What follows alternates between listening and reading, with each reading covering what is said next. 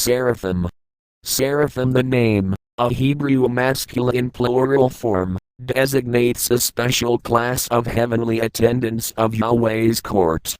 In Holy Writ, these angelic beings are distinctly mentioned only in Isaiah's description of his call to the prophetical office, Isaiah 6:2 SQQ. Point. In a vision of deep spiritual import, granted him in the temple, Isaiah beheld the invisible realities symbolized by the outward forms of Yahweh's dwelling place, of its altar, its ministers, etc. While he stood gazing before the priest's court, there arose before him an august vision of Yahweh sitting on the throne of his glory.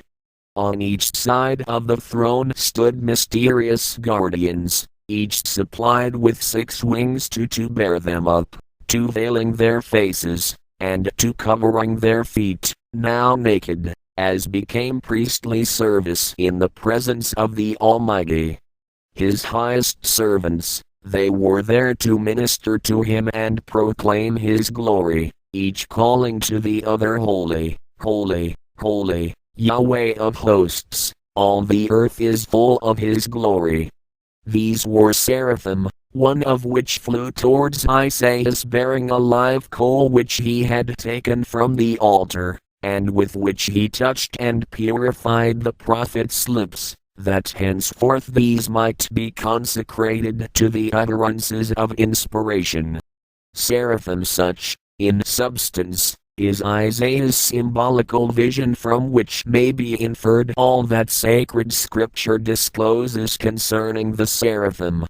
Although described under a human form, with faces, hands, and feet, Isaiah 6:2-6, they are undoubtedly existing spiritual beings corresponding to their name, and not mere symbolic representations, as is often asserted by advanced Protestant scholars. Their number is considerable, as they appear around the heavenly throne in a double choir, and the volume of their chorus is such that the sound shakes the foundations of the palace. They are distinct from the cherubim who carry or veil God, and show the presence of his glory in the earthly sanctuary, whilst the seraphim stand before God as ministering servants in the heavenly court. Their name too, Seraphim, distinguishes them from the cherubim, although it is confessedly difficult to obtain from the single scriptural passage wherein these beings are mentioned a clear conception of its precise meaning.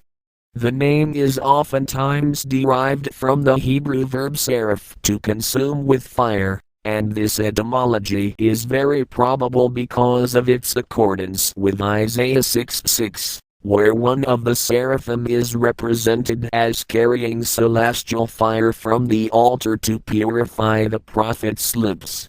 Many scholars prefer to derive it from the Hebrew noun seraph, a fiery and flying serpent, spoken of in Numbers 21:6, Isaiah 14:29, and the brazen image of which stood in the temple in Isaiah's time, 2 Kings 18:4. But it is plain that no trace of such serpentine form appears in Isaiah's description of the seraphim.